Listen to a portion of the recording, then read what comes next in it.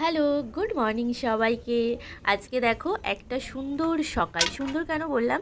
শুধু সকালে হালকা রোদ তাই নয়, কি সুন্দর একটা হাওয়া বইছে। আর ওই সময়টা ছাদে থাকতে বেশ আমার ভালো লাগছে। আর দেখো এই যে বালতিটা, এটার মধ্যে একটা ব্রোগনভিলিয়া আছে, এটা চিত্রা টাইপস আছে।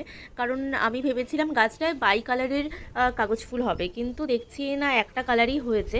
গাছটাকে নিজের মতো করে ছেড়ে রেখেছিলাম, কিন্তু যখন আমি গাছটা বসিয়েছিলাম তখন একটা ভিডিও তোমাদের সাথে শেয়ার করেছিলাম।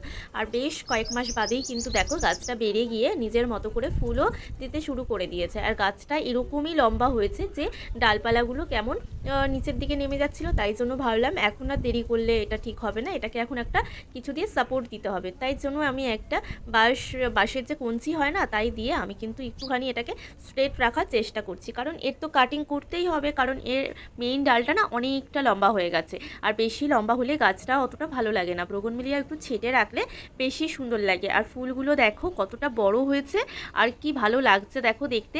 আর শুধু তাই নয়, আমাদের মতো বাগানীদের কাছে কিন্তু জানো তো, এক্সট্রা গাছ পাওয়াটা অনেক ভাগ্যের ব্যাপার। তার কারণ হচ্ছে আমার এই বালতিটার মধ্যে দেখো দুখানা ফুলের গাছ কোথা থেকে হয়েছে আমি জানি না, হয়তো কোনো মাটিতে কোনো বীজ ফিজ আমারই হাতের কারণে পড়ে গেছিলো, বা সেই জন্য দেখো বালতির মধ্যে কি সুন্দর দুটো এক্সট্রা গাছ হয়েছে। তাই জন্য আমি গাছ দুটোকে পরিষ্কার করলাম না, বাকি ঘাসগুলো তুলে দিলাম, কারণ দেখাই যাক কি ফুল গাছ হচ্ছে। আর একটা লাল শাকও হয়েছে, তো দেখতে কি ভালো লাগছে না? তাই জন্য সঙ্গে কিন্তু আমি একটা ফুল ছিঁড়ে মাথায় দেওয়ার চেষ্টা করলাম, যাতে একটু মন ভালো হয়, কিন্তু সেটাও হাওয়ার জন্য পড়ে যাচ্ছিল। আর গাছটা দেখো ক্লিন করার পরে সত্যিই ভালো লাগছে না।